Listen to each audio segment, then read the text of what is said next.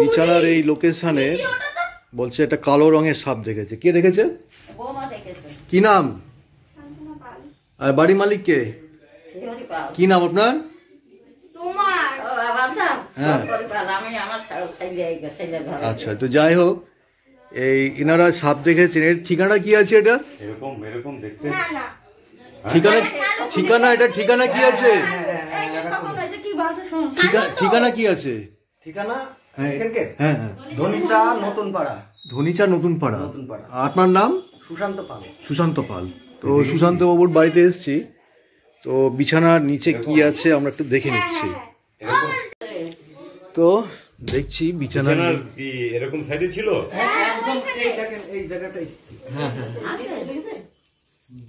আচ্ছা ঠিক আছে, দেখা গেছে।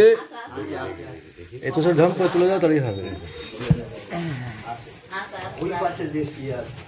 দেখুন, এই হচ্ছে, এটা হচ্ছে গ্রামীণ ভাষায় ঘরচিতি মনে করেন, এই কালাচ মনে করেন, কিন্তু বাস্তবে যেটা হচ্ছে সেটা হচ্ছে একটা ঘরচিতি সাপ। দাও দেখি অন্য জায়গায় না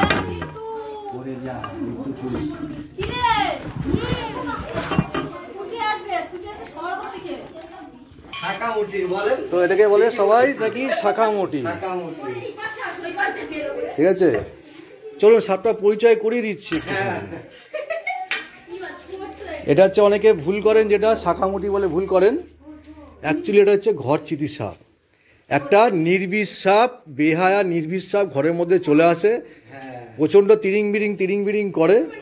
আমরা কি করি না, ভয় পাই দেখে, যে এটাকে দেখে মনে করি চন্দ্রবড়ার বাচ্চা, কেউ বলি আমরা শাখামুটির বাচ্চা, কেউ বলি আমরা কালাচ, কিন্তু এটা হচ্ছে ঘরচিতি। একটা এটা নামের সঙ্গে দেখুন, ঘরচিতি মানে ঘরের সঙ্গে জড়িয়ে আছে।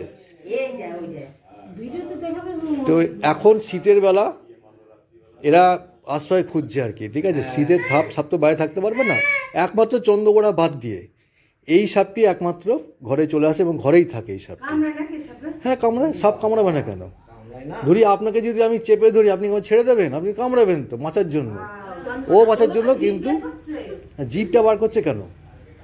জিভটা বার করছে, আমরা যখন নিঃশ্বাস নিই, আমরা চোখে দেখি, সাপ হচ্ছে জিভটা বার করে ও এখানকার মানে পরিবেশটা বোঝার চেষ্টা করছে।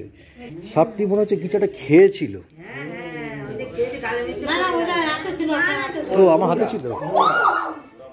তো চলুন এটাকে আমরা এবারে ছেড়ে দেবো। কৌটো আছে?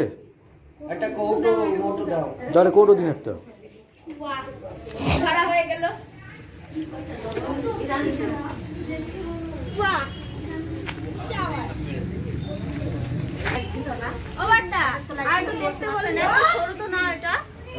বলো কি? হ্যাঁ এরকম ঘটনা হয়েছে। মানে একজন বলছে সাপ দেখেছি, ছোট সাপ, উদ্ধার কোনো বড় কালাচ খেতে এটা এসেছিল। দেখছি